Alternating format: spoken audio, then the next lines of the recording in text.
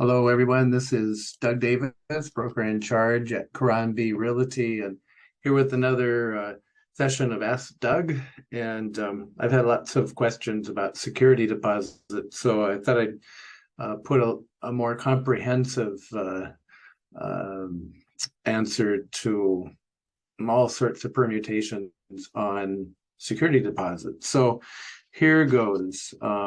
Tenant leaves their place, their rental, and they want to get their security deposit back. And how much time do you have? Well, you could return it as a landlord or property manager on the same day, but then you want to have the final inspection and make sure that everything's done or any repairs made and make sure any inventory is still there. So you have up to 2 weeks to return the security deposit. And you may be pressed, the tenant may need it for their next place and they're going to be wanting it immediately. So you need to step on the gas and make sure that everything is clean and neat and furniture inventory is all there and so forth. You don't have to be present with the tenant either. You should go in there alone, really, so that you can take the time to go over the property condition form and make sure that everything is done and everything's clean and not be pressed by an anxious tenant wanting you to hurry. And, you're trying to accommodate their schedule too. And but it's best to do it alone and look at everything, make sure you open the oven, refrigerator, and make sure everything is clean and so forth. So, and then, the security deposit, it's 1 month maximum that you can charge. And if they have a pet, you can have another month. So you could have 2 months of deposit, one for you and one for your pet, and not service animal or emotional support animal. Those aren't pets. So you can't have a security deposit for that. And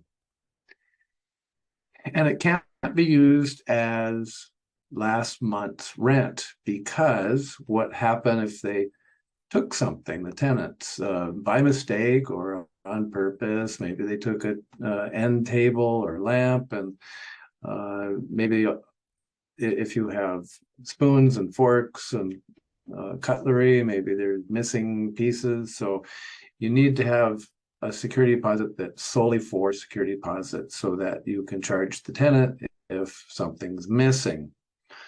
So, and here's something interesting with keys. If the tenant doesn't return all of the keys, that's mailbox, deadbolt, doorknob, credit card types, fobs, then the key replacement can be charged to the tenant. So that's out of the security deposit, no doubt.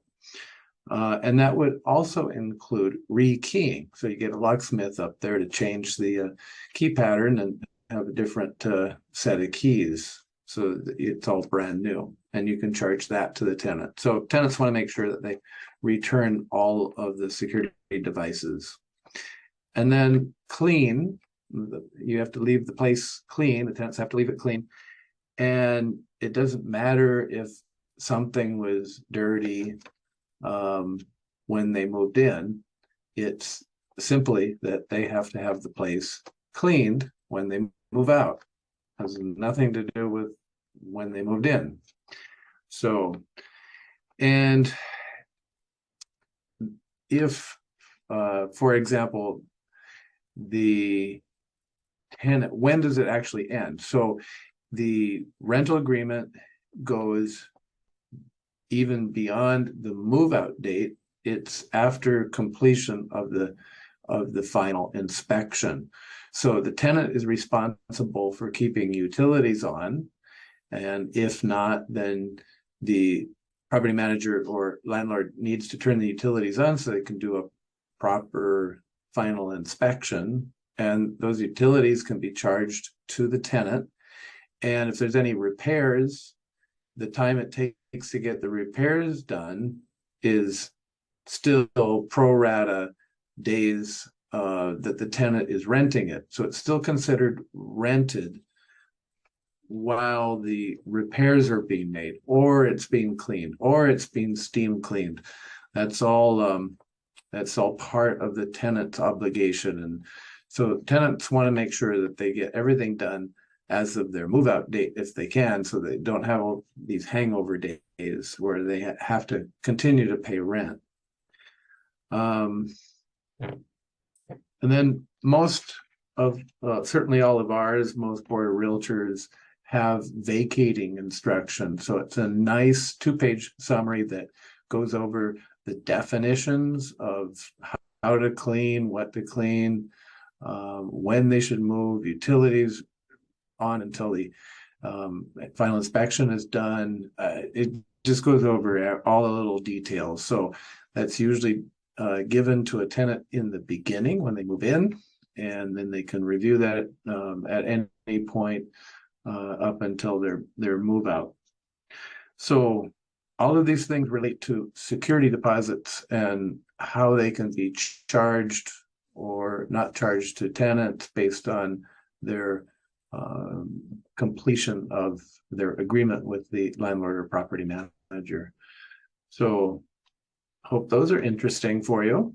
So that's it. So if you have more questions, love to hear from you. And if you have any property management needs, real estate listing properties to get them sold, or buyers needing to buy a new home or condo, please let us know.